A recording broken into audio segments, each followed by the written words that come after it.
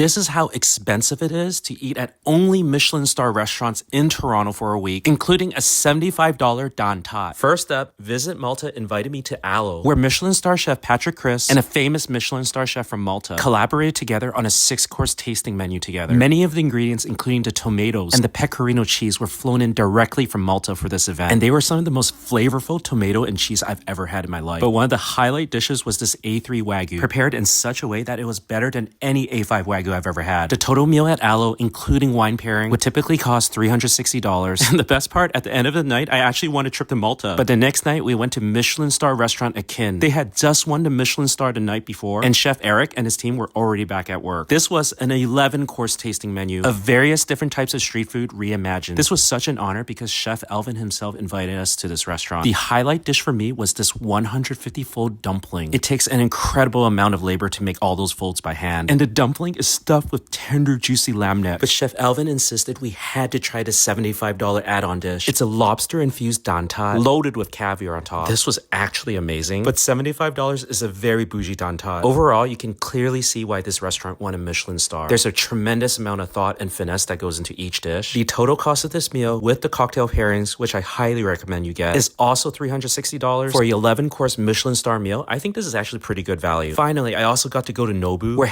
#paid invited me and another creator to attend a private dinner event with 20 other brands. This was actually the most expensive meal of them all, but it was super special to try Japanese Peruvian food for the very first time. My favorite dish was this jalapeno miso Chilean sea bass. It was so creamy, so tender. This meal was over $300 without alcohol. Overall, one of the most expensive weeks of eating in my life.